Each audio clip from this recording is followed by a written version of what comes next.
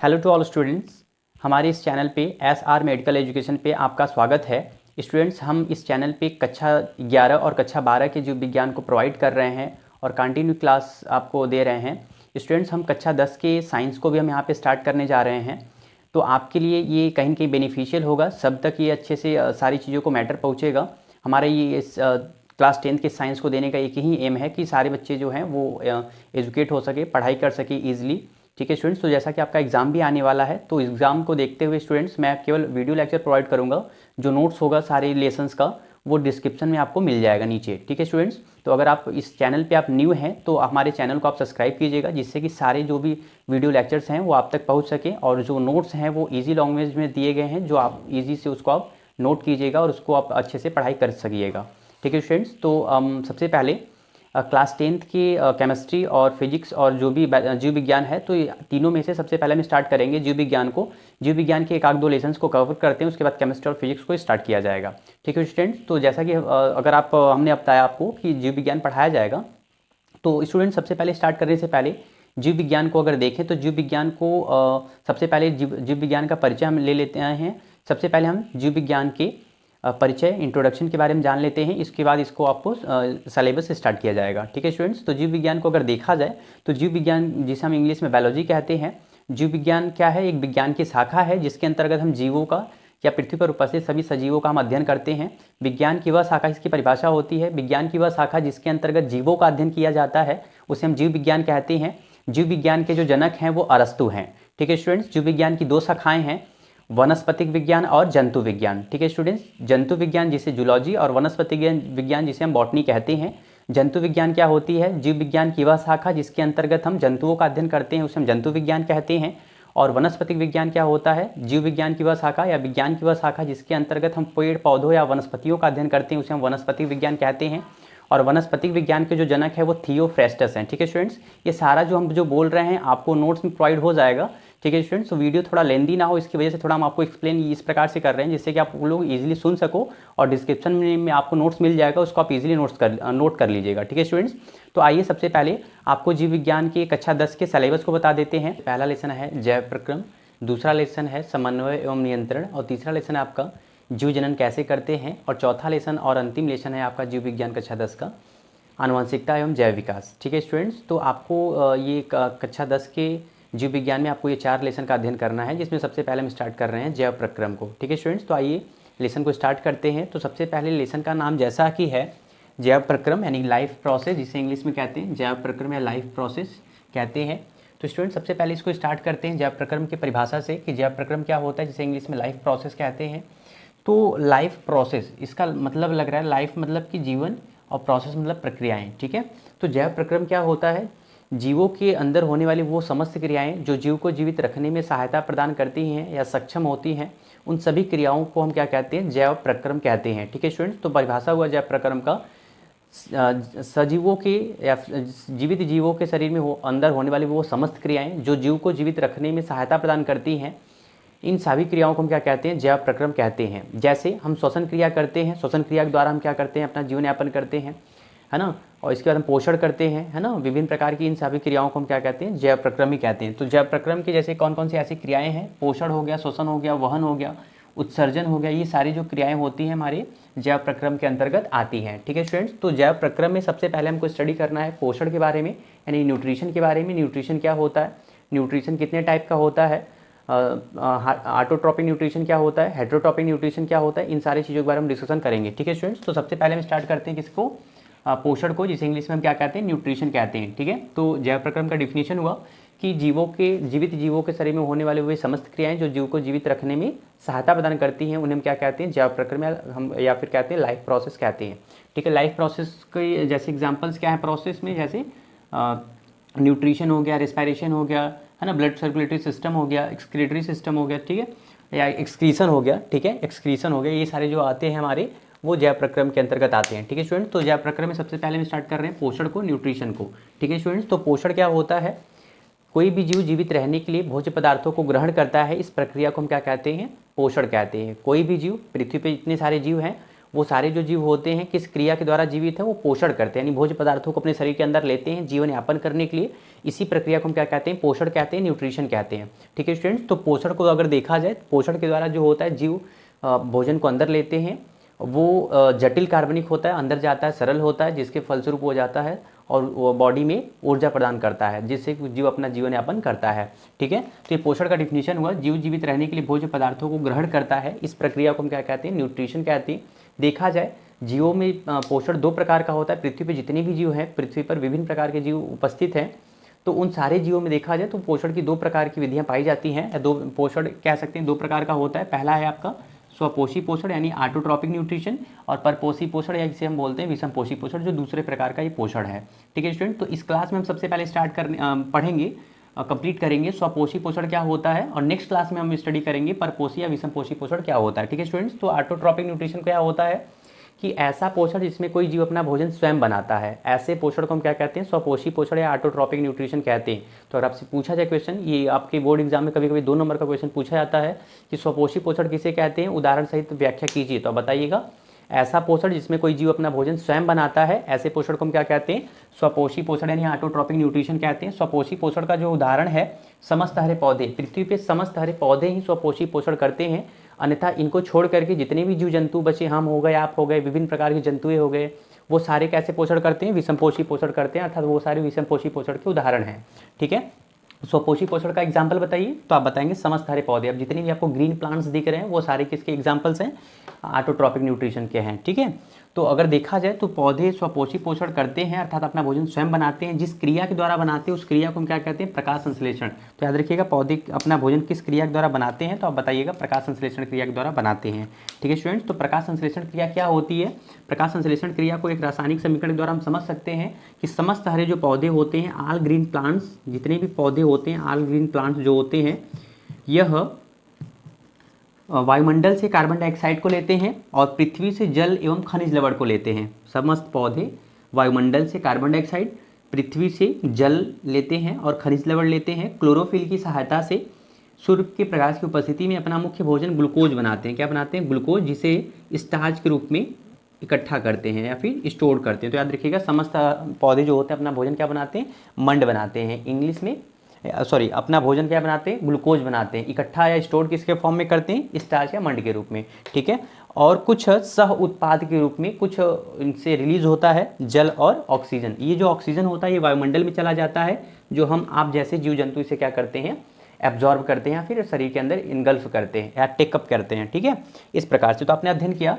प्रकाश संश्लेषण क्रिया क्या है, तो आप बताएंगे समस्त सारे पौधे वायुमंडल से कार्बन डाइऑक्साइड, पृथ्वी से जल एवं खनिज लवण को लेते हैं, सूर्य के प्रकाश की उपस्थिति में क्लोरोफिल की सहायता से अपना मुख्य भोजन ग्लूकोज बनाते हैं, तथा कुछ सह उत्पाद के रूप में जैसे जल और ऑक्सीजन को वायुमंडल में छोड़ देते हैं। इसी प्रक्रिया को हम क्या कहते हैं, प्रकाश संश्लेषण क्रिया कहते हैं। प्रकाश संश्लेषण की जो क्रिया होती है, यह पत्तियों में, यह जो प्रकाश संश्लेषण की जो क्रिया होती है, पौधे के मुख्य अंग, किस अंग के द्वारा, मुख्यतः देखा जाए पत्ती के द्वारा होता है। तो याद रखिएगा, प्रकाश संश्लेषण की क्रिया जो होती है वो पत्ती के द्वारा होता है। पत्ती प्रमुख भाग होता है प्रकाश संश्लेषण के लिए।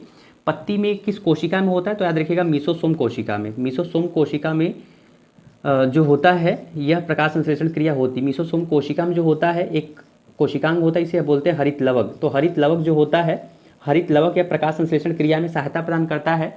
हरित लवक को अगर देखा जाए तो हरित लवक की संरचना कहीं इस प्रकार से होती है। तो हरित लवक में ही क्या होता है कि इस हरित लवक की भित्तियों में क्या होता है कि क्लोरोफिल या पाया जाता है। क्लोरोफिल कई सारे प्रकार के होते हैं, क्लोरोफिल ए होता है, क्लोरोफिल बी होता है, क्लोरोफिल सी होता है, और जैंथोफिल होता है, कैरोटीनाइड होता है। विभिन्न प्रकार के क्लोरोफिल होते हैं जो हरित लवक की कोशिका कला पर इस प्रकार से व्यवस्थित होते हैं। तो हरित लवक जो होती है, हरित लवक की संरचना को अगर हम अध्ययन करें तो हरित लवक की संरचना में देखा जाए तो ऐसे बहुत सारे ऐसे पट्टीनुमा संरचनाएं पाई जाती हैं। ठीक है, इस प्रकार से बहुत सारी पट्टीनुमा संरचनाएं पाई जाती हैं। इस पट्टीनुमा संरचना पे सिक्के जैसी संरचना पाई जाती है ना, सिक्के जैसे बहुत सारे ऐसे सिक्के जैसी संरचना पाई जाती हैं। इस एक सिक्केनुमा संरचना को हम बोलते हैं थैलाकाइड। क्या बोलते हैं हम, थैलाकाइड बोलते हैं। तो याद रखिएगा, थैलाकाइड किसे कहते हैं, हरित लवक के अंदर पाए जाने वाले एक सिक्केनुमा संरचना को थैलाकाइड कहते हैं। और इन थैलाकाइडों के समूह को, जैसे सिक्का एक है तो एक को क्या बोल रहे हैं, हम थैलाकाइड बोल रहे हैं, और इसके समूह को हम क्या बोलते हैं, थैलाकाइडों के समूह को हम बोलते हैं ग्रेना। तो याद रखिएगा, ग्रेना कहते हैं। ठीक है। तो इस प्रकार से इससे बहुत सारे क्या होते हैं, हरित लवक में ग्रेना इस प्रकार से प्रेजेंट होते हैं। क्लियर स्टूडेंट्स, इस प्रकार से, है ना। तो ये हरित लवक की संरचना हुई। और जो हरित लवक में एक ग्रेना को दूसरे ग्रेना से पट्टीनुमा संरचना जो गई है, मिला रही है, इसे हम बोलते हैं स्ट्रोमा मैमली। क्या बोलते हैं हम, क्या बोलते हैं, स्ट्रोमा मैमली बोलते हैं। ठीक है स्टूडेंट्स।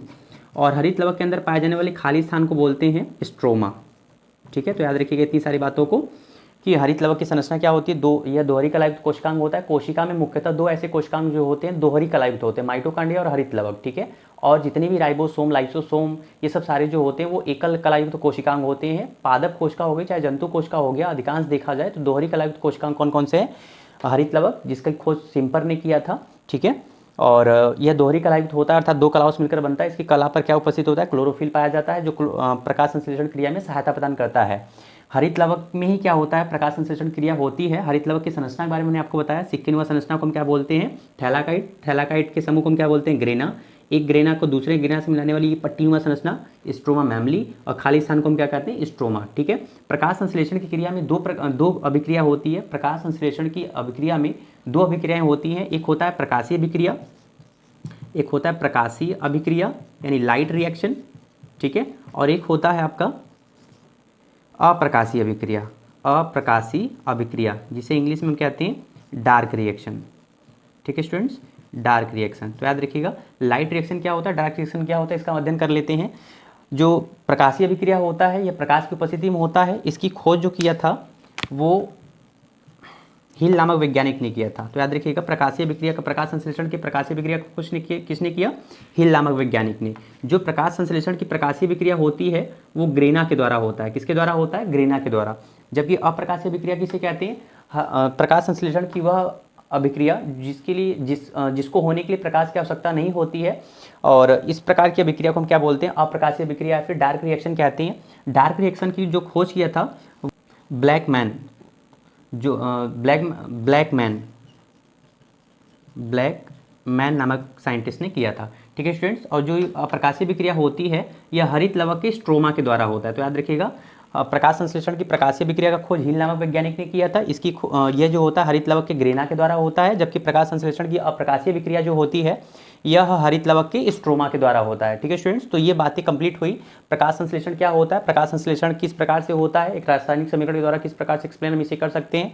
प्रकाश संश्लेषण क्रिया कहाँ होती है, पौधे के किस अंग के द्वारा मुख्यतः होता है, पत्ती के द्वारा होता है। ठीक है, पत्ती में कौन सी कोशिका के द्वारा होता है, मीसोसोम के कोशिका में होता है। मीसोसोम कोशिका में कौन सा कोशिकांग प्रमुख रूप से सहायता प्रदान करता है प्रकाश संश्लेषण में, तो बताइएगा हरित लवक। हरित लवक में प्रकाश संश्लेषण की दोनों अभिक्रिया होती हैं, कौन कौन सी, प्रकाशीय अभिक्रिया और अप्रकाशीय अभिक्रिया।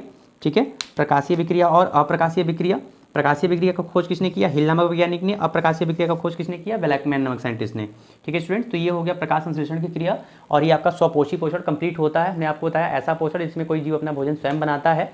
इस प्रकार के पोषण को स्वपोषी पोषण कहते हैं। पृथ्वी पर केवल एक ही एग्जाम्पल किसका है स्वपोषी पोषण का, समस्त हरे पौधे। ठीक है स्टूडेंट्स, अब हम स्टार्ट करते हैं और अध्ययन करते हैं हम परपोषी पोषण क्या होता है। दूसरा जो पोषण का प्रकार है ऐसा पोषण जिसमें कोई जीव अपना भोजन स्वयं नहीं बना पाता है, यह अपना भोजन दूसरे जीवों से प्राप्त करता है, अर्थात समस्त हरे पौधों से अपना भोजन प्राप्त करते हैं। ऐसे पोषण को हम क्या कहते हैं, परपोषी पोषण या विषमपोषी पोषण के नाम से जानते हैं। ऐसा पोषण जिसमें कोई जीव अपना भोजन स्वयं न बना पाता हो, किससे प्राप्त करता हो, समस्त हरे पौधों से अपना भोजन प्राप्त करता हो, या डायरेक्ट या इनडायरेक्ट रूप से हम कह सकते हैं। ठीक है, तो इस प्रकार के पोषण को हम क्या कहते हैं, परपोषी या विषमपोषी पोषण कहते हैं। जैसे हम आप हो गए, विभिन्न प्रकार की सूक्ष्म जीव हो गए या विभिन्न प्रकार जो भी जीव हो गए, वो समस्त जो जीव होते हैं अपना भोजन किस प्रकार से करते हैं, दूसरे जीवों से प्राप्त करते हैं। लेकिन समस्त किस पर निर्भर है, पौधों पर ही निर्भर है, डायरेक्ट या इनडायरेक्ट, मतलब प्रत्यक्ष या अप्रत्यक्ष रूप से पौधों पर ही वो निर्भर होते हैं। ठीक है, तो इस प्रकार के पोषण को हम क्या कहते हैं, परपोषी पोषण कहते हैं। और ऐसे जीवों को परपोषी जीव या विषमपोषी जीव कहते हैं। ठीक है स्टूडेंट्स, ये जो होते हैं परपोषी जीव मांसाहारी भी हो सकते हैं, शाकाहारी भी हो सकते हैं, सर्वाहारी भी हो सकते हैं। ठीक है स्टूडेंट्स, इस प्रकार से तो आपको जो सिलेबस में स्टडी करना है विषमपोषी पोषण का, अमीबा में पोषण, और आपको पढ़ना है मनुष्य में पोषण की प्रक्रिया का आपको अध्ययन करना है। तो सबसे पहले हम यहाँ पे स्टार्ट करते हैं। परपोषी पोषण को आपको पढ़ना है, जैसा हमने बताया ये हम सबसे पहले स्टडी कर लेते हैं अमीबा में पोषण। ठीक है स्टूडेंट्स, तो अगर देखा जाए एक चीज़ आपको और बता देते हैं, पोषण में एक चीज़ छूट गया, पोषण जो हम हाँ यहाँ पे है। ठीक है, पोषण की आवश्यकता क्या होती है या फिर पोषण की आवश्यकता क्यों है, हमें ऊर्जा प्राप्त करने के लिए पोषण आवश्यक होता है, शरीर में मजबूती प्रदान करने के लिए पोषक आवश्यक होता है, हमें विभिन्न प्रकार के कार्यों को करने के लिए ऊर्जा प्राप्ति के लिए पोषण की आवश्यकता होती है। ठीक है स्टूडेंट्स, और तो ये हो गया नीड्स ऑफ न्यूट्रिशन। ठीक है स्टूडेंट्स, अब हम स्टडी कर लेते हैं भोज्य पदार्थ व पोषक तत्व क्या होते हैं जो हम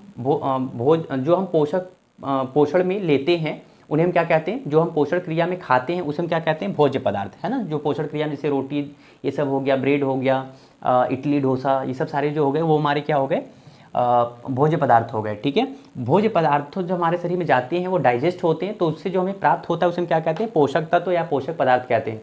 जैसे अगर आप देखा जाए तो आप एग खाते हो, अंडे खाते हो, तो एग से आपको क्या प्राप्त होता है, प्रोटीन प्राप्त होता है ना। आप जैसे कि फिशेस खाते हो तो उससे आपको वसा ये सब प्राप्त होता है, सब्जियां खाते हो उससे विटामिन ई सब, आपको विभिन्न प्रकार के एसिड युक्त पदार्थ आपको प्राप्त होते हैं। तो अर्थात विभिन्न प्रकार के भोज्य पदार्थों से विभिन्न प्रकार के आपको पोषक तत्व प्राप्त होते हैं।